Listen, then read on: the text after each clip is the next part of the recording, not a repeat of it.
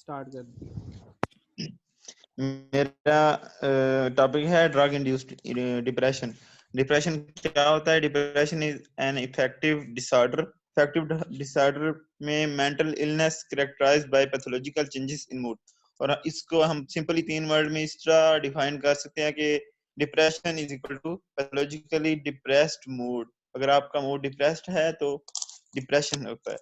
Next, depression की definition by WHO, जो sir कहते हैं कि वर्ल्ड बाय वर्ल्ड जो है वो आपने याद करनी है। Is a common mental disorder that presents with depressed mood, loss of interest और प्लेयर, फीलिंग ऑफ गिल्ट और low self worth, disturb sleep और appetite, low energy and poor concentration. Epidemiology की बात करें तो globally more than 350 million people जो है वो इससे इफेक्ट होते हैं, डिप्रेस्ड होते हैं हर साल। और अगर हम एज फैक्टर की बात करें तो 15 to 44 जो एज के दरमियान, ईयर्स के दरमियान जो पेशेंट हैं, जो पॉपुलेशन है वो ज्यादा डिप्रेस्ड होती है। अच्छा, वुमेन और मैन की रेशो की बात करें तो वुमेन जो है वो डबल डिप्रेस्ड होती है। मतलब वुमेन के चांसेस होते हैं कि वो मैन के चांसेस कम होते हैं। उसके बाद with age the symptom of depression become even more severe. जैसे जैसे एज बढ़ती है डिप्रेशन के सिम्टम्स भी सीवियर हो सकती हैं। About 30% of people with depressive illness attempt suicide. 30% people वो हैं जो डिप्रेसिव का शिकार होते हैं, डिप्रेशन का शिकार होते हैं और इसकी वजह से सुसाइड भी कर देते हैं। नेक्स्ट, ड्रग्स जो डिप्रेशन काज करती हैं उनमें बीटा ब्लॉकर्स हैं, कैल्शियम चैनल ब्लॉकर्स हैं, बेंजोडाइजेपिन्स हैं, कॉर्टिकोस्टेरॉइड्स हैं, पार्किंसंस ड्रग्स हैं, ड्रग्स दैट इफेक्ट हार्मोन्स। उसके बाद एंटी कन्वल्सेंट्स हैं। इनका मैकेनिज्म ऑफ एक्शन की बात करें तो जो कैल्शियम चैनल ब्लॉकर है, नफिलिपिन वगैरह, इनमें calcium dependent neurotransmitter release and reduce neurotransmitter amplification through blocker जो वो block influx of calcium, calcium के इनफ्लक्स को रोक देते हैं। कैल्शियम नहीं होंगे तो डिप्रेशन हो सकता है। मेनली डिप्रेशन होता है सेरोटोनिन जो है वो आपका कम प्रोड्यूस हो रहा होता है। जो सेरोटोनिन है वो कम रिलीज हो रहा होता है, उसकी वजह से डिप्रेशन होता है मेन। उसके बाद नॉर एड्रेनालिन वगैरह है, अगर वो रिलीज नहीं हो रहे होते तो डिप्रेशन हो सकता है। उसके बाद बेंजोडाइजेपिन्स हैं, based on rodent studies decrease the release of serotonin in hippocampus. उसके बाद एक्सोजीनस कॉर्टिकोस्टेरॉइड्स हैं। कॉर्टिकोस्टेरॉइड्स जो हैं वो बेस्ड ऑन रोडेंट स्टडीज। इन रोडेंट स्टडीज है उसके मुताबिक dexamethasone administration leads to deficit in the number and size of neural cell. अगर डेक्सामेथासोन का इंजेक्शन वो लग रहे हैं, ज्यादा लग रहे हैं, तो न्यूरल सेल जो हैं उनका डैमेज होने का खतरा होता है, उनकी उनकी वो कमी हो जाती है सेल्स की। Reduce function of G protein couple receptor, coupled catecholaminergic and cholinergic receptors. जैसे ही वो कम होंगे सेल, तो इसका मतलब है हमारे पास रिसेप्टर्स भी कम होंगे, रिसेप्टर्स कम होंगे तो न्यूरोट्रांसमीटर की रिलीज भी कम होगी। उसके बाद पार्किंसंस ड्रग्स हैं, एंटी पार्किंसन ड्रग्स जो हम यूज करते हैं उनमें एटामिट वगैरह, मायरापिक्सवेर हैं। These drugs affect a substance in the brain called dopamine, which is also one of the basic chemicals which are associated with depression. Scientists believe that when these drugs cause dopamine to become elevated for a long period of time, it may also affect the person's mood. अच्छा, ये main हमारे हमारे पास जो depression की जो main theories हैं वो कोई मैकेनिज्म इसका क्लियर नहीं है, लेकिन ये इनके बिलीव्स हैं कि कैल्शियम चैनल ब्लॉकर या बेंजोडाइजेपिन इस तरह ये डोपामीन या सेरोटोनिन के लेवल को कम कर सकते हैं, और जब सेरोटोनिन का लेवल कम होगा तो डिप्रेशन काज हो सकती है। वेरिनिसिलिन है, displaces nicotine from acetylcholine receptors, produces low to moderate levels of dopamine release, and stimulates the mesolimbic dopamine system. may upset the balance in cholinergic adrenergic tone, potentially leading to depression. जब cholinergic या adrenergic tone वो उनमें एक high का difference आएगा या उनमें upset आएगा तो हमारे पास डिप्रेशन आ सकता है।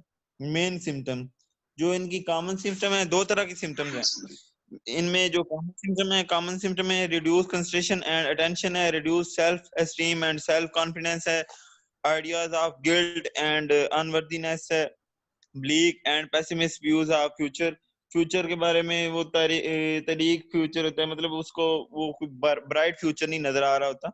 आइडियाज और एक्ट ऑफ सेल्फ हार्म और सुसाइड, सुसाइडल के उसके ख्याल आ रहे होते हैं कि वो खुदकुशी कर ले।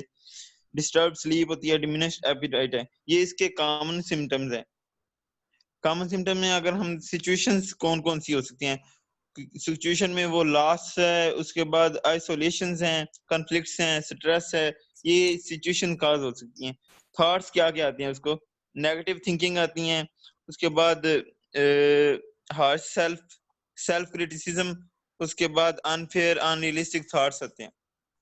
उसके बाद अगर हम इमोशंस की बात करें, डिस्करेजमेंट होता है, सैडनेस है, इरिटेबिलिटी है, एंगर वगैरह, उसको गुस्सा बहुत ज्यादा आता है, नंबनेस है, एंजाइटी हो जाती है। उसके बाद अगर हम फिजिकल स्टेट की बात करें तो उसके स्लीप का पैटर्न जो है वो डिस्टर्ब हो जाता है, लो एनर्जी, फटीग, उसके बाद एजिटेशंस हैं, changes in brain chemistry, brain की केमिस्ट्री चेंज हो जाती है। एक्शंस की बात करें तो सोशल विड्रॉल, उसके बाद मतलब उसके जो सोशल कंटेक्ट है वो लिमिटेड हो जाते हैं, मतलब वो ज्यादा लोगों से बातचीत वगैरह नहीं करता। पुअर सेल्फ केयर, अपने बारे में वो बहुत कम जो है ना वो केयर करता है। नेक्स्ट डायग्नोस्टिक की बात करें तो आईसीडी इंटरनेशनल, ये एक सिस्टम है जो डिफाइन करता है कि डायग्नोस्टिक क्राइटेरिया जो है वो हमारे पास क्या होना चाहिए डिप्रेसिव का। इसमें जो कॉमन सिम्टम्स हैं और जो यूजुअल सिम्टम्स हैं, इनके लिहाज से हम ना डायग्नोस डिप्रेशन के पेशेंट को क्लासिफाई कर लेते हैं। यूजुअल सिम्टम्स में हमारे पास डिप्रेस्ड मूड है, लॉस ऑफ इंटरेस्ट और एंजॉयमेंट है, reduce energy leading to increase fatigability and diminished activity. अच्छा, ये यूजुअल सिम्टम है और ये कॉमन सिम्टम्स हैं। अब माइल्ड डिप्रेसिव एपिसोड, इसमें क्या होता है कि for at least 2 weeks at least 2 of usual symptoms end of depressive episodes plus at least 2 common symptoms, 2 usual symptoms हों और 2 कॉमन सिम्टम्स हों, तो इसे हम माइल्ड डिप्रेसिव एपिसोड कहेंगे। मॉडरेट डिप्रेसिव एपिसोड में क्या होता है कि दो for at least 2 weeks at least 2 or 3 of usual symptom of depressive episode plus at least 3 of common episodes, 3 common episodes symptoms होने चाहिए और 2 to 3 जो है ना वो यूजुअल सिम्टम्स होने चाहिए। अब सीवियर डिप्रेसिव एपिसोड में for at least 2 weeks all 3 of the usual symptoms of depressive episode plus at least 4 of common symptoms, some of which should be severe intensity. 4 common symptom होने चाहिए और उनमें से भी 2-3 जो है वो सीवियर होने चाहिए और 3 तो लाजमी होने चाहिए यूजुअल सिम्टम्स हैं। अच्छा, इनमें इन्वेस्टिगेशन में रेटिंग स्केल्स हैं, टेस्ट हैं, ये मतलब ये एक परफॉर्मेंट टाइप टेस्ट होते हैं। रेटिंग स्केल्स है, बैक डिप्रेशन इन्वेंटरी है, हैमिल्टन डिप्रेशन रेटिंग स्केल है, डेक्सामेथासोन डिप्रेशन टेस्ट है। अच्छा, रेटिंग स्केल में हम ना ये रेटिंग स्केल दिया गया है, इसमें हम अगर उसका मूड जो है, मूड के हिसाब से हम उसकी रेटिंग कर लेते हैं कि अगर फॉर एग्जांपल उसको हर्ट वगैरह या उसको कोई इस तरह का डिप्रेशन है तो उसको 0 नंबर देंगे। अगर हम हर्ट वर्स्ट है तो हम 10 नंबर देंगे। इसके हिसाब से हम रेटिंग कर लेते हैं और हम डिफाइन कर लेते हैं कि उसको कौन सा डिप्रेशन है। नेक्स्ट है हमारे पास बैक डिप्रेशन इन्वेंटरी, ये भी सेम इस तरह की है कि सैडनेस को प्रीमिशन पास फेलियर वगैरह, मतलब ये सारे पैरामीटर्स हैं, इनको हम चेक करते हैं 1 by 1 कि पेशेंट, और इनकी मार्किंग कर लेते हैं कि इस हिसाब से पेशेंट के कितने मार्क्स बनते हैं और उस हिसाब से डिप्रेशन को कैटेगराइज कर लेते हैं। नेक्स्ट हमारे पास है मिल्टन डिप्रेशन, ये भी स्केल टेस्ट, ये भी सेम इसी तरह की परफॉर्मा टाइप टेस्ट होता है। जिससे हम पूछ लेते हैं कि उसको कितनी देर तक सैडनेस रहती है, कौन सी, ये सारे हम उसको टिक कर लेते हैं। और बता देते हैं, वो पेशेंट से पूछ लेते हैं कि इसको किस तरह का कौन कौन सा मसला किस टाइम होता है और कितना सीवियर होता है, उसके हिसाब से हम डिप्रेशन को कैटेगराइज कर लेंगे। नेक्स्ट है हमारे पास डेक्सामेथासोन टेस्ट। डेक्सामेथासोन जो है वो हमारे पास जब हम कोई भी आईवी इंजेक्शन देते हैं डेक्सामेथासोन, तो वो कार्टिकोट्रोफिन रिलीज हार्मोन को कम करेगा, मतलब पिट्यूटरी से। उसके बाद जो है ना वो एसीटीएच जो है ना वो कम रिलीज होगा, एसीटीएच कम रिलीज होगा तो कार्टिसोल का लेवल हमारे पास कम हो जाएगा डेक्सामेथासोन अगर हम ज्यादा देंगे। लेकिन जो डिप्रेशन या डिप्रेसिव डिसऑर्डर होता है इसमें डेक्सामेथासोन हम दे रहे होते हैं, लेकिन हमारे पास कार्टिसोल का लेवल नॉर्मल रह रहा होता है, एसीटीएच का लेवल भी नॉर्मल होता है। इसका मतलब क्या है कि हमारा जो पिट्यूटरी है या हाइपोथैलेमस है वो डिप्रेस हो गया है और डेक्सामेथासोन का उस पे कोई असर नहीं आ रहा। नेक्स्ट हमारे पास ट्रीटमेंट, एंटी डिप्रेसेंट्स। ट्रीटमेंट में हम मोनोमाइन ऑक्सीडेज इनहिबिटर्स देते हैं, रिवर्सिबल आइसोकार्बोक्सिलाइड है, इप्रोनियाजाइड है। इसमें ये सारे जो है ना वो हम ये जो लिखी हुई है ये हम दे सकते हैं, टेट्रा ट्रेनाइलसिप्रोमाइड वगैरह, मीन वगैरह। रिवर्सिबल में हम देते हैं मोक्लोबिमाइड है, उसके बाद क्लोरगाइलिन है। अच्छा, ये हम मोनोमाइन ऑक्सीडेज इनहिबिटर्स हैं, ये हम एंटी डिप्रेसेंट में देते हैं। ट्राइसाइक्लिक एंटी डिप्रेसेंट में भी वही हम देंगे 5-HT रीअपटेक इनहिबिटर्स, मतलब ये सिलेक्टिव सेरोटोनिन रीअपटेक इनहिबिटर्स देते हैं। उसके बाद हम जो है ना नॉर एड्रेनालिन जो है इनहिबिटर देते हैं, इसमें मिप्रामीन वगैरह है, डोक्सीपीन है, क्लोमिप्रामीन है, ईटीसी। अब जो नॉर एड्रेनालिन इनहिबिटर्स हैं उनमें हम डिसिप्रामीन देते हैं, नॉरट्रिप्टालिन देते हैं, मोक्सापिन दे सकते हैं। सिलेक्टिव सेरोटोनिन रीअपटेक इनहिबिटर्स ये तीसरा है, इसमें फ्लोक्सिटिन, फ्लोवोक्सामिन देते हैं, सर्टालिन वगैरह देते हैं, स्टेलोप्राम वगैरह देते हैं। इसके बाद एटिपिकल एंटी डिप्रेसेंट में हम ट्राजोडोन वगैरह देते हैं, बुप्रोपिन पायोन वगैरह देते हैं, डुलोक्सिटिन वगैरह देते हैं। ये मेडिसिन है जो हम डिप्रेशन एंटी डिप्रेशन के तौर पे दे सकते हैं।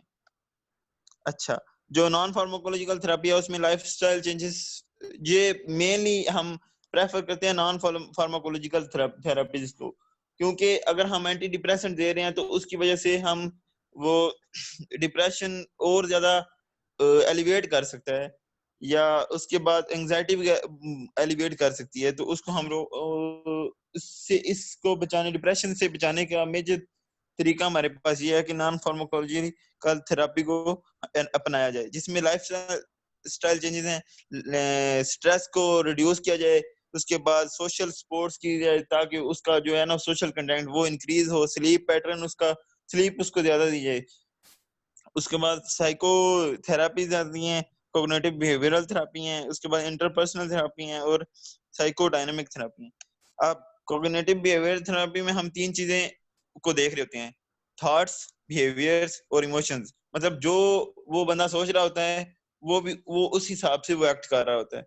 अब हमने उसके थॉट्स को चेंज करना है ताकि उसके है ना वो एक्शन या उसके जो है ना वो नॉर्मल सीएनएस फंक्शन को हम स्टेबल कर सके। बिहेवियर्स हैं, उसके बिहेवियर को चेंज करना होता है। इमोशंस, ये सारे जो है ना वो साइकोलॉजिकल पैरामीटर्स हैं, ये साइकोलॉजिस्ट जो है वो इसको देखते हैं। उसके बाद इंटरपर्सनल थेरापीज हैं। इंटरपर्सनल थेरापी में क्या होता है, टाइम लिमिटेड थेरापी होती है जिसमें वो जिसको डिप्रेशन होता है उसामा और काइंडली इसको जल्दी वाइंड अप करें, 20 मिनट रह गए हैं सिर्फ। बस 2 मिनट यार, लास्ट स्लाइड है। अच्छा, इंटरपर्सनल थेरेपी में हम सिंपली सोशल कांटेक्ट वगैरह इसको इंक्रीज करते हैं। तीन है main psychodynamic treatment. Psychodynamic treatment हम उसको ट्रस्ट दिलाते हैं, होप, उम्मीद दिलाते हैं, जॉय वगैरह, लव वगैरह, जो जो सारी चीजें हैं ये हम इसमें देते हैं ताकि उसका डिप्रेशन लेवल जो है वो कम हो। उसके बाद इलेक्ट्रोकन्वल्सिव थेरेपी, इसमें हम इलेक्ट्रिकली जो है ना वो शॉक वगैरह कह सकते हैं, हम उसको देते हैं ताकि जो है उसका ब्रेन फंक्शन या जो डिप्रेशन है वो कम हो सके। Safe and effective disorder for all subtypes of major depressive disorder है। एडीआर इसमें क्या होते हैं, कॉग्निटिव डिसफंक्शन हो सकती है, कार्डियोवास्कुलर डिसफंक्शन हो सकता है और प्रोलॉन्ग्ड एपनिया हो सकता है। इस रिस्क फैक्टर में इसमें हमारे पास वही है, अगर डिप्रेशन होगा तो इसमें हमारे पास रिस्क फैक्टर यही हो सकते हैं कि biologically lake of sufficient hours, जो वो है वो बंदा सोया नहीं होगा, उसकी वजह से डिप्रेशन हो सकता है, या उसके जो है ना वो कुछ ड्रग्स वगैरह ले रहा होगा जिसकी वजह से डिप्रेशन रिस्क फैक्टर आ सकते हैं। ये भी साइकोलॉजिकली ऑल फैक्टर्स हैं जिसमें वो साइकोलॉजिकल फैक्टर में वो सोच रहा होता है कि ये जो डिजीज है ये मुझ पे है, और उसके बारे में जब वो सोचता है तो वो डिप्रेशन का शिकार हो जाता है। सोशल फैक्टर्स में हमारे पास आते हैं कि कोई एक आदमी दूसरे आदमी को अगर तंज करता है या कोई उसको डिप्रेस करता है तो उसकी वजह से भी उसको डिप्रेशन की फीलिंग आ सकती है। प्रिवेंशन में हमारे पास take steps to control stress, stress को मैनेज करें, reach out of family and friends, family and friends के साथ घुले मिले। इसके बाद get treatment at the earliest sign of problem and consider getting long term maintenance treatment, long term maintenance treatment होनी चाहिए। इसके रेफरेंस ये हैं। Thank you so much. Next जिसकी प्रेजेंटेशन है वो अपनी स्क्रीन शेयर करके प्रेजेंटेशन स्टार्ट करे।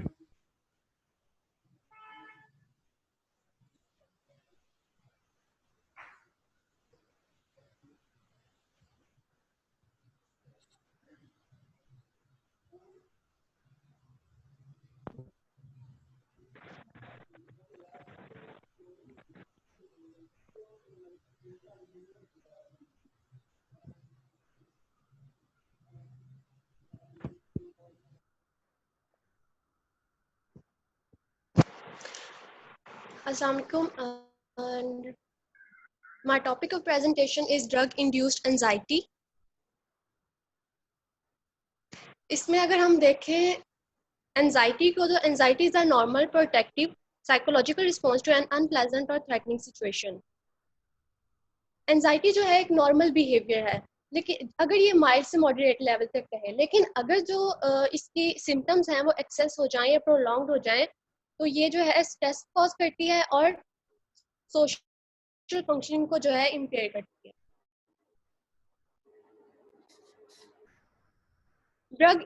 ड्रग इंड्यूस्ड एंजाइटी जो है वो एंजाइटी है जो किसी ड्रग के लेने से या स्टॉप करने से जब इंड्यूस होगी तो इसे ड्रग इंड्यूस्ड एंजाइटी कहेंगे। अगर ड्रग लेने से पहले ही एंजाइटी है तो हम उसे ड्रग इंड्यूस्ड एंजाइटी में कंसीडर नहीं करेंगे।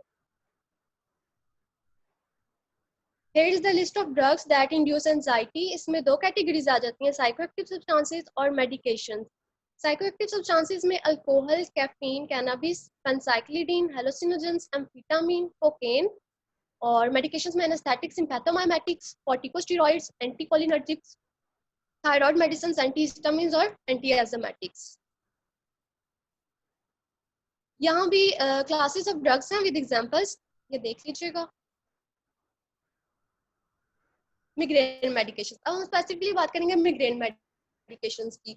मिग्रेन मेडिकेशंस जो है वो कॉमनली यूज की जाती हैं ओवर द काउंटर या प्रिस्क्रिप्शन पे। अगर हम मिग्रेन मेडिकेशंस को यूज करें कैफीन के साथ तो ये एंजाइटी कॉज करती हैं। लाइक एस्प्रिन, एसिटामिनोफेन को अगर कैफीन के साथ यूज करें, एस्प्रिन और कैफीन को, अर्गोटामिन एंड कैफीन को। अर्गोटामिन जो है usually first choice of drug होती है मिग्रेन में। ये जो है इसका मैकेनिज्म ऑफ एक्शन ये है कि ये सेरोटोनिन रिसेप्टर्स पे एक्ट करती है और जो वेसल्स होती हैं, ब्रेन वेसल्स, उनको जो है वेसो कंस्ट्रिक्ट करवाती है। कंस्ट्रिक्शन की वजह से जो है एंजाइटिक सिम्टम्स हैं पैदा होते हैं, जैसा कि फियर, टेंशन, टैकीकार्डिया, नम्बनेस और गैस्ट्रिक डिस्कम्फर्ट। दूसरी ड्रग जो है हमारे पास वो है कैफीन। अगर हम नॉर्मल फंक्शन देखें ब्रेन का, तो ब्रेन जो है एनर्जी यूज करता है या प्रोड्यूस करता है by the breakdown of ATP. ATP की जब ब्रेकडाउन होगी तो एनर्जी प्रोड्यूस होगी और साथ में एडिनोसिन केमिकल जो है वो प्रोड्यूस होगा। एडिनोसिन जो है वो एडिनोसिन रिसेप्टर्स पे बाइंड करता है और स्लीप इंड्यूस करवाता है। जब हम स्लीप के बाद उठते हैं तो हम फुली चार्ज होते हैं और हमारे एटीपी जो है वो दोबारा से रीजनरेट हो जाते हैं और इस तरह जो है फ्रेश फील करते हैं। लेकिन अगर हम कैफीन लें तो कैफीन क्या करता है कि कैफीन जो है वो स्ट्रक्चरली रिजेंबल करता है एडिनोसिन के साथ। इस वजह से ये एडिनोसिन रिसेप्टर्स को ब्लॉक कर देता है और एंजाइटिक सिम्टम्स इंड्यूस करवाता है। यहाँ इसके बहुत कैफीन जो है डायनेमिक मैकेनिज्म्स के थ्रू काम करता है, लाइक एडिनिल साइक्लेस, फॉस्फोलाइपेज सी, फॉस्फोलाइपेज डी, कैल्शियम चैनल और पोटेशियम चैनल। लेकिन जो मेन मैकेनिज्म है वो एडिनोसिन रिसेप्टर्स को ब्लॉक करके एंजाइटी इंड्यूस करवाता है। ये इसका मेनली एंजाइटी के लिए मैकेनिज्म है। सिम्टम्स की अगर बात करें तो सिम्टम्स जो है वो साइको सिम्टम्स हो सकती हैं और सोमैटिक सिस्टम सिम्टम्स हो सकती हैं। साइको में जो है टेंशन आ जाता है, फियर आ जाता है, और सोमैटिक में जो है fast heart rate, dry mouth, palpitations, restlessness, gastrointestinal discomfort, और न्यूरोलॉजिकल में हेडेक हो सकता है, इंसोमिया हो सकता है, कंस्ट्रिक्शन इन चेस्ट और poor concentration.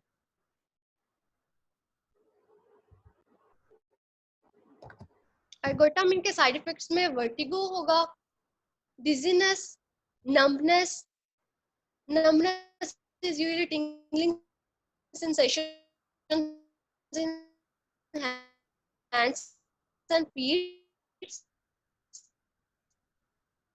fast heart rate और vomiting।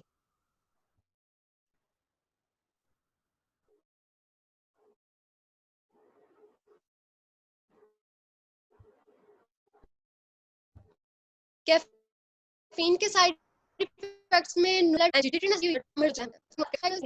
है, क्वेश्चंस पूछ सकता है सिम्टम्स के बारे में कि उसे कौन कौन सी सिम्टम्स है और कब से, और मेडिकल हिस्ट्री। इसके अलावा साइकोलॉजिकल क्वेश्चनेयर्स होते हैं और क्राइटेरिया लिस्ट किया गया है diagnostic statistical manual of mental disorder में, DSM-5 में।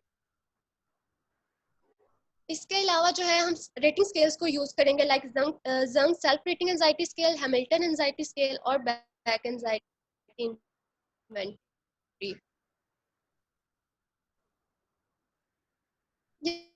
ये क्वेश्चन जिनके जब आंसर्स को जो पेशेंट के आंसर है, हार्ट रेट के लिए गैस्ट्रोइंटेस्टिनल सिम्टम्स में जो है गैस्ट्रिक एसिडिटी आ सकती है, गैस्ट्रिक पेन हो सकता है और वॉमिटिंग वगैरह। न्यूरोलॉजिकल सिम्टम्स में हम हेडेक को चेक कर सकते हैं। ट्रीटमेंट में जो है इसमें 3 classes of drugs we use for treatment: anti depressants, anxiolytics and benzodiazepines. Anti depressants में escitalopram, duloxetine, venlafaxine and paroxetine, while anxiolytic is buspirone, and benzodiazepines में जो है हम alprazolam और clonazepam यूज करेंगे। थेरेपी जो है वो सुइटेबल होनी चाहिए। इसके अलावा कैफीन का बहुत ज़्यादा यूज विद एस्पिरिन और एसिटामिनोफेन के साथ अवॉइड करना चाहिए, और जो साइड इफेक्ट्स हैं उनको क्लोजली मॉनिटर करना चाहिए, इससे पहले कि वो एग्रावेट हो जाए और एंजाइटिक सिम्टम्स में जो है ले जाए। और इसके अलावा कॉग्निटिव बिहेवियर, इसमें हम पेशेंट्स की थॉट्स को जो है इम्प्रूव कर सकते हैं, थिंकिंग एबिलिटी को हम उसे पॉजिटिविटी की तरफ लेके जा सकते हैं। तो ये जो है एक साइको सोशल थेरेपी है।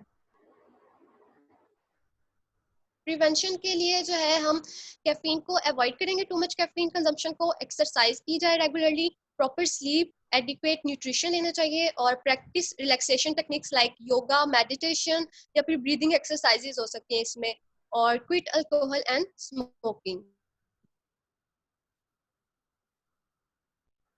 रिस्क फैक्टर्स में जो है वो एस्थमेटिक्स एंड हाइपरटेंसिव पेशेंट्स को जो है इसके रिस्क ज़्यादा होता है, और स्मोकर्स को, इलिसिट ड्रग अब्यूजर को, और सोशल इंस्टेबिलिटीज लाइक कोई सोशल जो है आपको कोई प्रॉब्लम है तो, या आपका इन्वायरमेंट आपको अफेक्ट कर रहा हो तो भी एंजाइटी आप प्रोन।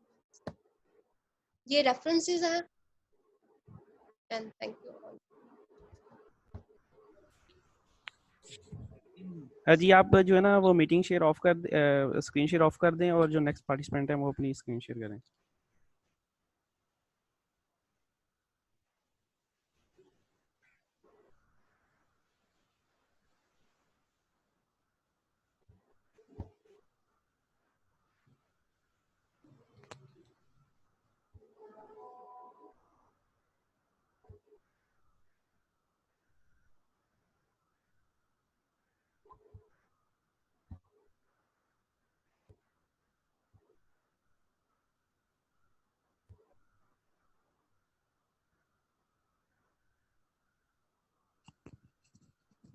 अस्सलाम वालेकुम क्लास, आपको मेरी आवाज़ आ रही है? हाँ हाँ जी, आ रही रही है। मशहूर।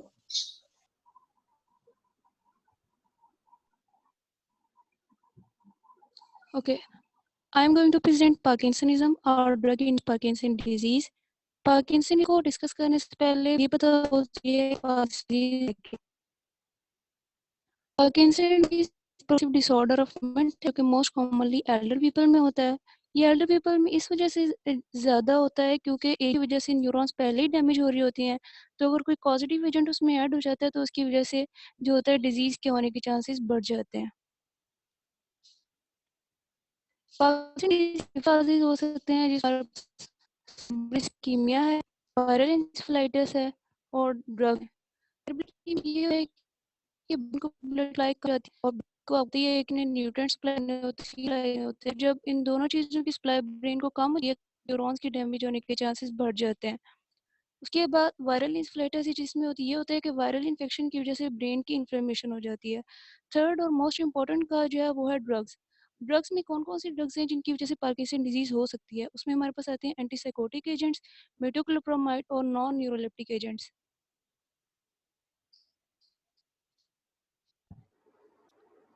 एंटीसाइकोटिक एजेंट होते हैं, इनकी दो क्लासेस होती है और इनकी एक होती है फर्स्ट जनरेशन एंटीसाइकोटिक्स और एक होती है सेकंड जनरेशन एंटीसाइकोटिक्स।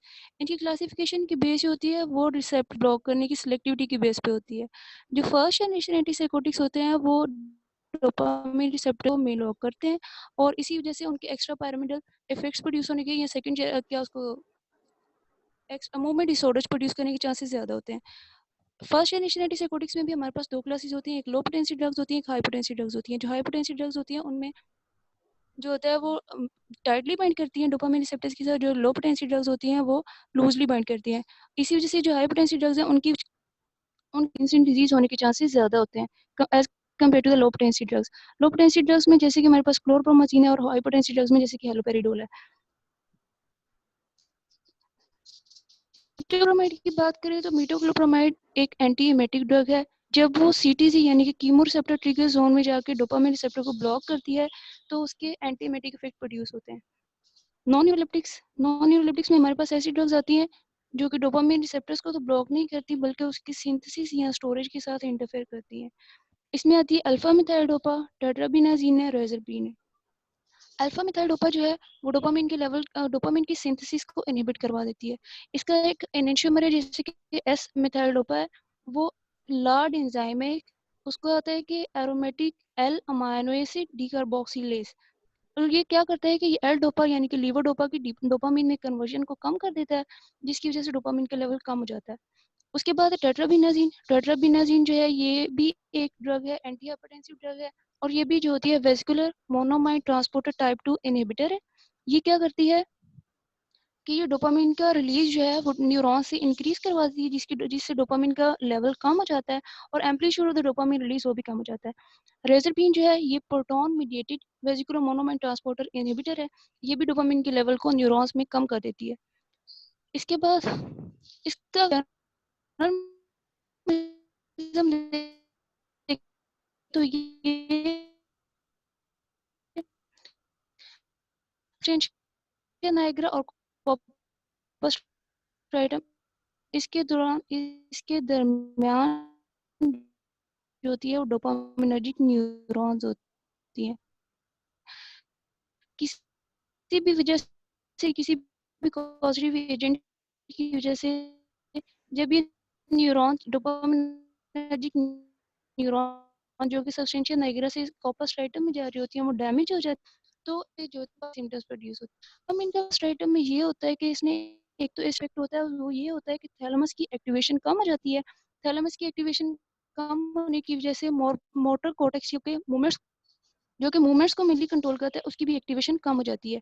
इसकी वजह से जब एसिटाइलकोलिन का लेवल बढ़ता है तो ट्रेमर्स प्रोड्यूस होते हैं क्योंकि वो एक एक्साइटेटिव न्यूरोट्रांसमीटर है। जब थैलेमस की इनहिबिशन ज़्यादा होती है और मोटर कोर्टेक्स की एक्टिवेशन कम हो जाती है तो उसकी वजह से रिजिडिटी प्रोड्यूस होती है। जब डोपामिन की डोपामिनर्जिक न्यूरॉन जो होती है वो डैमेज हो जाती है तो डोपामिन का लेवल कम होने की वजह से हाइपोकाइनेसिया या ब्रेडिकाइनेसिया जिसका मतलब ये है कि मूवमेंट कम हो जाती है, स्लो मूवमेंट होती है। इसकी सिम्टम्स ये प्रोड्यूस होती हैं। इसके अलावा ये main symptoms, sign and symptom जो मैंने बता दिया, ट्रेमर रेस्ट है, मसल रिजिडिटी है, हाइपोकिनेसिया है। ट्रेमर रेस्ट का मतलब होता है कि जब कोई पेशेंट रेस्टिंग स्टेज में होता है, जैसे कि बैठा हुआ है, तो उसके जो होते हैं ट्रेमर्स प्रोड्यूस होंगे हाथों में। तो ये जो होते हैं कि ये रेस्टिंग स्टेज में होते हैं, और जब कोई वॉलंटरी मूवमेंट्स करने की कोशिश करता है तो वो खत्म हो जाते हैं खुद ही, मोटर कॉर्टेक्स की एक्टिवेशन नहीं हो पाती। और इसका मतलब ये भी होता है कि मसल रिजिडिटी जब होती है तो पर्सन जो होता है उसको मूव करने में भी डिफिकल्टी होती है। अगर वो रेस्टिंग स्टेज में है तो अगर वो मूव कर रहे हैं तो उसको रुकने में भी मुश्किल होती है। ये inertia response of the motor cortex होता है, उसका जो इनर्शिया रिस्पॉन्स है वो ज़्यादा हो जाता है इस डिजीज़ की। जैसे हाइपोकिनेसिया का मतलब है कि स्लो मूवमेंट, वो भी जैसे कि मैंने पहले एक्सप्लेन कर दिया। इसके अलावा इसकी कुछ और भी सिम्टम्स होती हैं। जो डोपामाइन है मेनली इसने जो होता है, एक तो मोटिवेशनल बिहेवियर को कंट्रोल करना होता है, और एक मूवमेंट्स को कंट्रोल करना होता है, वॉलंटरी मूवमेंट्स को। तो जब डोपामाइन का लेवल कम हो जाता है तो पेशेंट के जो जो क्या एक्सप्रेशंस हैं वो भी कम हो जाते हैं। इसमें कुछ और सिम्टम्स होती हैं जिसमें मास्क लाइक फेस है, और जो होते हैं कि शफलिंग गेट है। मास्क लाइक फेस का मतलब होता है कि एक्सप्रेशनलेस फेस होता है, ये ज़्यादा एक्सप्रेशन ने शो नहीं करते। एडियोटॉक्सिक्स में आता है एंटीसाइकोटिक एजेंट्स के जो मेनली एडवर्स इफेक्ट्स हैं, उसमें आता है एक्स्ट्रा पैरामिडल इफेक्ट्स हैं, टार्डिव डिस्काइनेसिया है, न्यूरोलेप्टिक मैलिग्नेंट सिंड्रोम है। एक्स्ट्रा पैरामिडल इफेक्ट्स क्यों प्रोड्यूस होते हैं? जो नॉर्मल मूवमेंट है उसके लिए बैलेंस होता है एक डोपामिन के लेवल में और एंटीको एस्टाइलकोलिन के लेवल में। जब ये बैलेंस डिस्टर्ब होता है, एस्टाइलकोलिन का लेवल बढ़ जाता है, तो एक्स्ट्रा पैरामिडल इफेक्ट्स यानी कि मूवमेंट डिसऑर्डर्स प्रोड्यूस होते हैं। दूसरी चीज़ है टार्डिव डिस्काइनेसिया। टार्डिव डिस्काइनेसिया में फेशियल जॉ मूवमेंट प्रोड्यूस होती है, उसके अलावा फ्लाई कैचिंग टंग मूवमेंट प्रोड्यूस होती है। इसका ये मतलब है कि जो डोपामिन के रिसेप्टर्स है उनका लेवल इंक्रीज कर जाता है। ये किस तरह से इंक्रीज करता है? अगर लॉन्ग टाइम डोपामिन रिसेप्टर्स की ब्लॉकेज होगी तो कंपनसेटरी रिस्पांस के तौर पे डोपामिन के रिसेप्टर जो उनकी कंसंट्रेशन इंक्रीज कर जाती है। इसके अलावा ये होता है कि जो न्यूरॉन्स होती है वो डोपामिन की जो होती है डोपामिन की कंसंट्रेशन को बहुत ज़्यादा रिस्पॉन्स करती है, सेंसिटिव हो जाती है।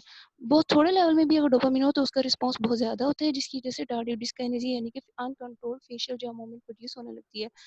न्यूरोलेप्टिक मैलिग्नेंट सिंड्रोम में इसमें हमारे पास आता है अनस्टेबल हाइपरटेंशन है, अनस्टेबल ब्लड प्रेशर है, सॉरी, और फीवर है। इसके अलावा सिम्टम्स है जैसे कि अल्टर्ड मेंटल स्टेटस वगैरह। मेटोक्लोप्रामाइड में हमारे पास टेकिकार्डिया है, डिस्टोनिया है, गायनेकोमेस्टिया, टार्डिव डिस्काइनेसिया और डिस्टोनिया जैसे कि मैंने बता दिया है। डिस्टोनिया में होता है कि मूवमेंट डिसऑर्डर है और डोपामिन के रिसेप्टर को ब्लॉक करने की वजह से प्रोड्यूस होता है। टेकिकार्डिया इसलिए प्रोड्यूस होता है कि ये सीजर स्ट्रक्चरली ये ड्रग जो है ये सीज़ाप्राइड की तरह होती है, और ये 5-HT यानी कि 5-हाइड्रोक्सीट्रिप्टामाइन सेरोटोनिन के रिसेप्टर्स को ब्लॉक करती है, जिसकी वजह से ये टेकिकार्डिया प्रोड्यूस करती है। इसकी अगर कंसंट्रेशन ज़्यादा हो जाए और इसके जो होती है सीवियरिटी सिम्टम्स भी ज़्यादा हो जाए एडवर्स इफेक्ट्स की, तो इसकी वजह से एरिथमिया यानी कि टॉसिडी पॉइंट भी हो सकता है। गायनेकोमेस्टिया जो होता है हार्मोनल डिस्टर्बेंस की वजह से हो सकता है। मेल में जो होता है फीमेल लाइक कैरेक्टर्स अपीयर होना शुरू हो जाते हैं। इसके डायग्नोसिस में कोई पर्टिकुलरली डायग्नोस्टिक टेस्ट है नहीं, और अगर मैं बात करूँ कि या इसका डिफरेंशियल डायग्नोसिस के लिए हम ये टेक्निक यूज़ कर सकते हैं। ये जो डायग्नोसिस है पार्किंसन डिजीज़ का, ये बेस करता है कि फिजिकल एग्जामिनेशन पे, साइन एंड सिम्टम्स पे। उसके अलावा जो न्यूरोलॉजिकल फिजिशियन है, न्यूरोलॉजिस्ट है, जो उसकी एक्सपीरियंस पे बेस करता है कि वो पेशेंट को किस तरह से डायग्नोस करता है। उसके अलावा हम एक टेक्निक है डोपामिन ट्रांसपोर्टर इमेजिंग टेक्निक है, इसको हम डेट स्कैन भी कहते हैं। ये हमारी हेल्प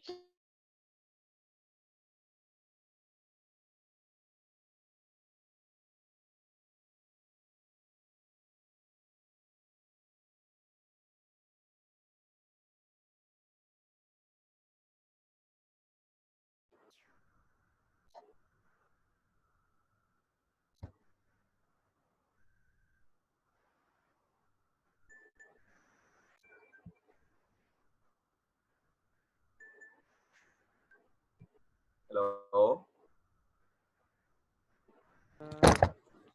शायद उनका कोई इंटरनेट का कनेक्शन का जो है ना वो इशू हुआ है यहाँ की उनकी प्रेजेंट।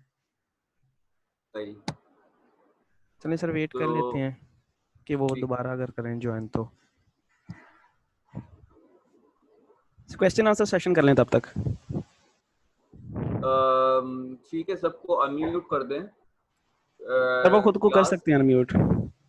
तीनों प्रेजेंटेशंस कंप्लीट हो गई हैं।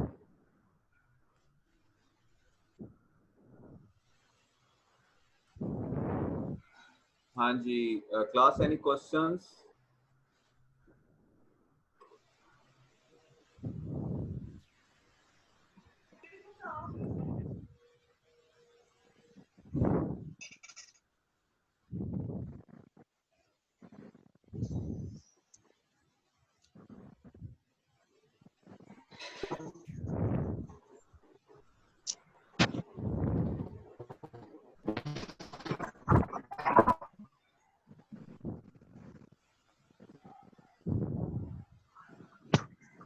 जी बच्चों, कुछ क्वेश्चंस? नो सर, कोई क्वेश्चन नहीं। जो क्वेश्चन करेगा सिर्फ उसकी अटेंडेंस मार्क होगी, ठीक है? हमाद और अरीज ये नोट कर लें आप कि जो क्वेश्चंस करेंगे सिर्फ उनकी प्रेजेंटेशन मार्क होगी। वैसे जो प्रेजेंटर्स हैं वो भी क्वेश्चन कर सकते हैं क्लास से।